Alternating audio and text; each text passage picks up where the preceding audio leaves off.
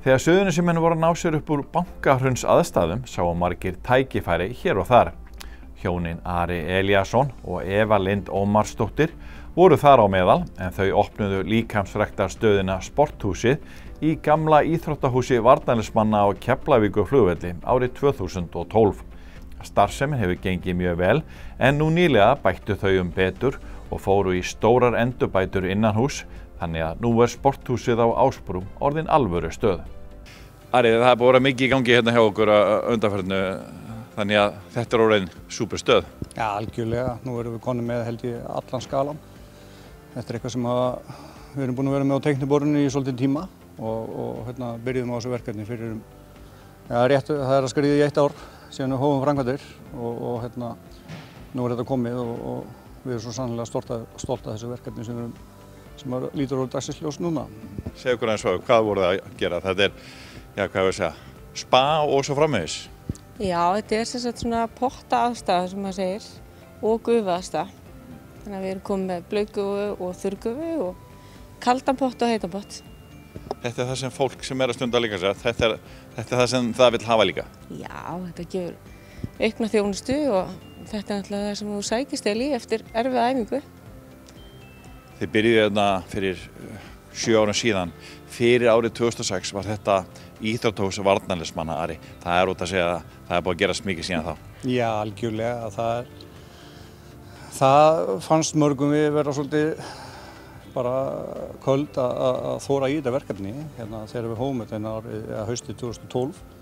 En ég held að við höfum bæði sýnt okkur sjálfum, ekki síst, og öllu samfélaginu sem við bara búum í og allir að þetta var svo sannarlega þörf á þessu verkefni sem við fórum út í og stöndum hér svona svolítið með eins og ég sagði áðan, fullbúna stöð myndi ég telja með þessari aðstöðu sem við erum að opna núna í dag og þannig að við erum svona, ég vil kannski ekki segja við sem hvað er ekki hægt, ég meina það er ýmislegt annað sem við þurfum aðeins að laga til en þetta er náttúrulega það langsamlega stærsta verkefni sem við höfum farið í frá því að við hófum reksturinn fyrir 7 árum síðan í þessar breytingar.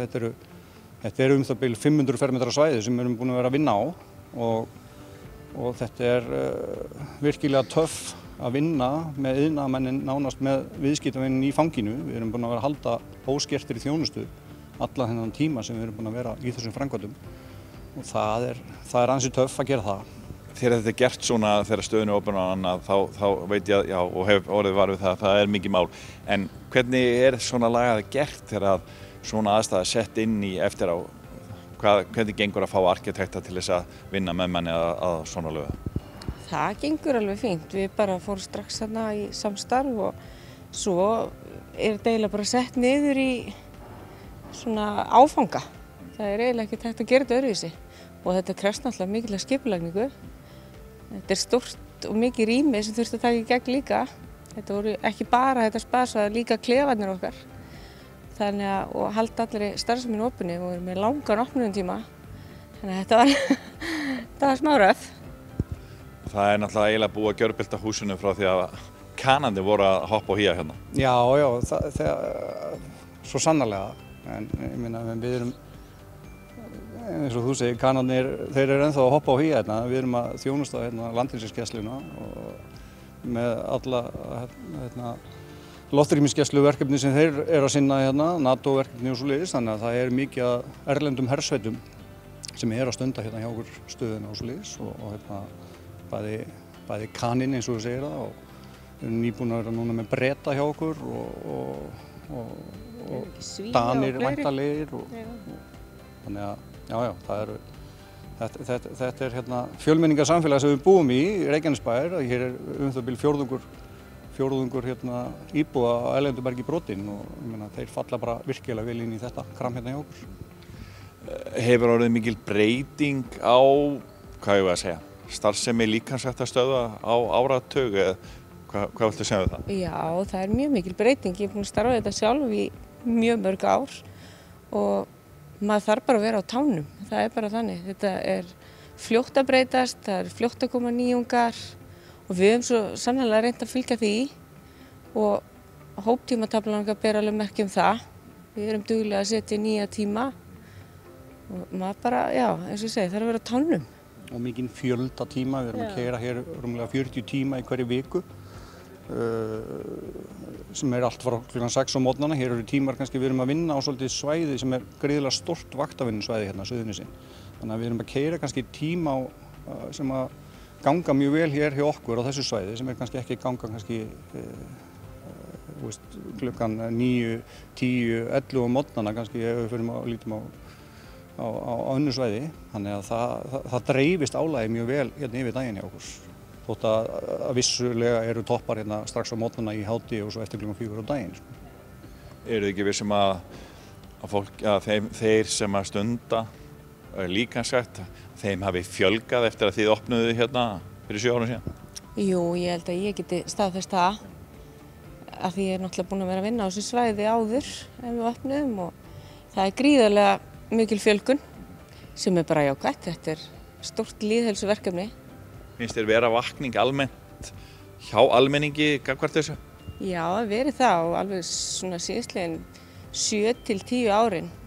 Það er þetta alveg bara svona stöðugt að aukast og þróast.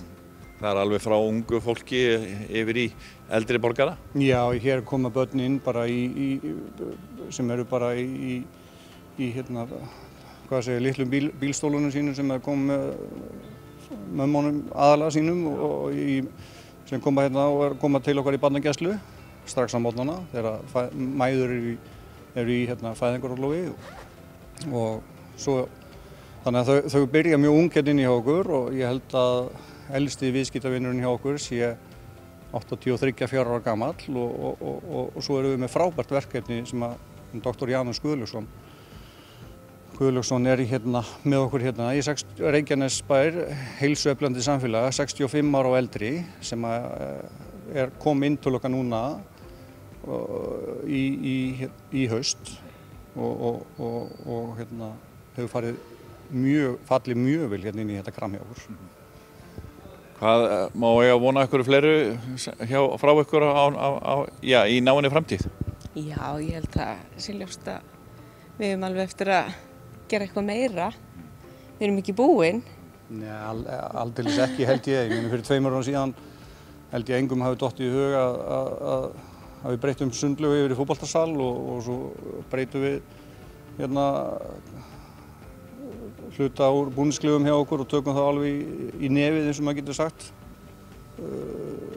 og erum hérna komið með glæsilega bara spaðastöðu þar sem að þú ert með bara fyrsta flokks aðstöðu.